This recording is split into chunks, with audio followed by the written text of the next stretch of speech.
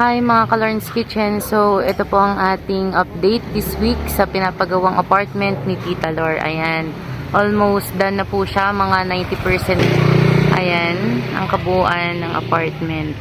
So, tara tingnan natin sa loob kung ano na yung mga nabago this week. Let's go! So, guys, punta muna tayo sa second unit. Ito siya. Ito na yung update. Ayan. Siya, may ginagawa lang si Kuya.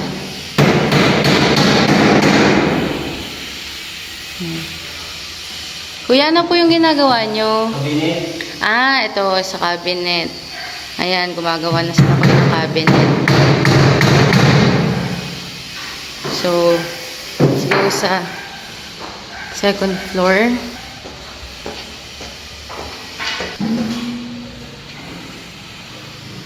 Ayan yung first.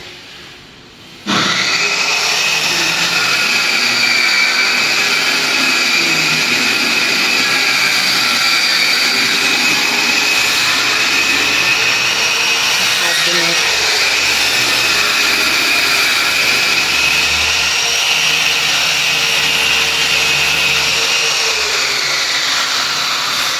Yan guys. Ito ang sa second room, sa second unit, second floor. Tara guys, punta tayo sa third unit. Let's go. So guys, punta na tayo sa third unit. Ayan, pinipinturahan na ni Kuya yung gate. So, tara sa loob.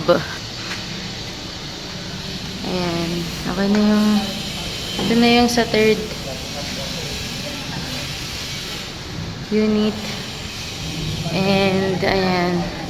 Okay na rin yung lababo halos. Tapos may pinto na rin and bintana.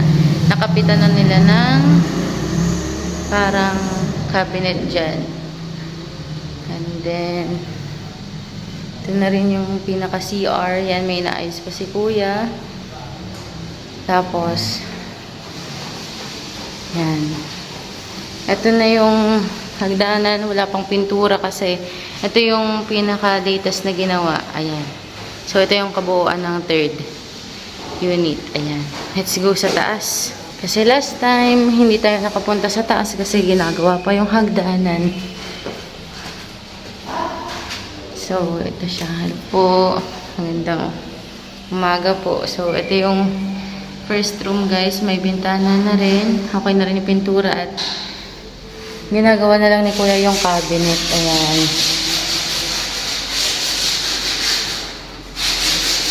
Ayan. Let's go dito sa second na kwarto. Ayan. Ito yung sa may balcony area. May bintana na rin. And ito naman yung CR. Ayan. Kompleto na rin yan. Ayan. Let's go. So guys, ito naman yung update sa likod ng bahay. Ayan. Unit 1, 2, 3. Ayan na siya. So tapos na talaga halos. 90%. May finishing na lang sa loob. Grabe oh. Ayan. May kitang-kita na may naka-install na bintana. Yan, halos kompleto na. Yan, so guys, ito yung sa likod na lote. Yan, nilinis na para walang masabi yung kapitbahay. So guys, ito na yung update this week sa apartment. Halos 90% na rin.